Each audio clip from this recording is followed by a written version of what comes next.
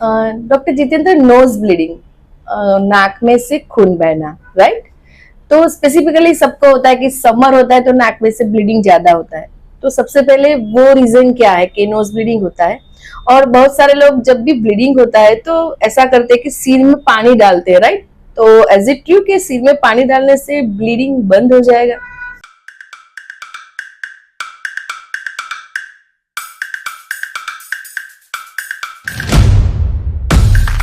Okay सबसे पहले तो हमें ये समझना है कि हमें जब भी ब्लीडिंग होता है तो हमारे नेचुरल सिस्टम है, हमारा बॉडी का इम्यूनिटी सिस्टम जो ब्लीडिंग को स्टॉप करने को ट्राई करता है, उसे कोगुलेशन सिस्टम बोलते हैं। तो हमारा ब्लीडिंग टाइम यूजुअली 3 से 5 मिनट होता है। ओके। कोगुलेशन टाइम भी 3 से 5 मिनट में खून बंद हो जाएगा नेचुरली भी। तो हम जब वो पानी डालते हैं या कुछ प्रोसेस करते हैं तो actually we are getting buying the time, तो उसकी वजह से हमें लगता है कि हमने पानी डाला और बंद हुआ। अगर आप कुछ भी नहीं करेंगे तो 3 से 5 मिनट में यूजुअली, अगर आपका सिस्टम सब ठीक है, आपका इम्यूनिटी अच्छा है, आपके हीमोग्लोबिन सही है, प्लेटलेट सही है, तो ब्लीडिंग बंद हो जाना चाहिए। दैट्स मीन जब भी नोज ब्लीडिंग हो तो बालों में या सिर में ऐसे करके हाँ, पानी डालने की जरूरत नहीं है, राइट? उसकी जगह पे आपको क्या करना है, नजल पिंच करना है, मतलब आपको प्रेशर देना है। अगर कहीं भी ब्लीडिंग होता है, नाक में नहीं, आपको बॉडी में किसी भी पार्ट में, तो द फर्स्ट एडवाइस इज कि आपको उसको प्रेशर से दबाना है ताकि वहाँ क्लॉटिंग फैक्टर्स इकट्ठा होकर उसको क्लॉट करने का ट्राई करें।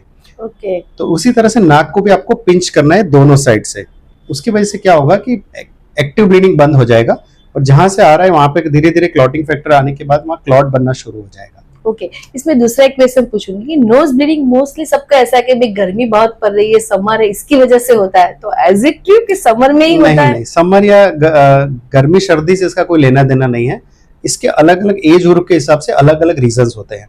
नॉर्मली छोटे बच्चों में नजल पिकिंग होता है, मतलब वो छूते हैं अपने उंगली से या नाखून से टच करने का ट्राई करते हैं जब भी उन्हें खुजली आता है, तो ट्रॉमेटिक हिस्ट्री उनका सबसे ज्यादा होता है। ओके। एडल्ट्स में यूजुअली सर्दी का रीजन होता है कि रिकरेंट कोल्ड होने से आपका जो नाक का स्किन है वो थोड़ा पतला हो जाएगा।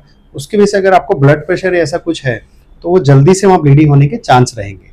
ओके। तीसरा, अगर आपका एडल्ट एज ग्रुप से ऊपर है, मतलब ओल्ड एज ग्रुप है, तो उसमें आपका फ्रेजिलिटी बढ़ जाता है, आपके नसों में जो उसका स्ट्रेंथ होता है वो थोड़ा कम हो जाता है। और उस एज में अगर हाइपरटेंशन या डायबिटीज है आपको, तो वो भी एक रीजन है जिसकी वजह से ब्लीडिंग होने के चांस काफी रहते हैं। ओके। यानी बहुत सारे जो मिथ्स है सर आपने वो कंप्लीट किए। Thank you very much. Thank you.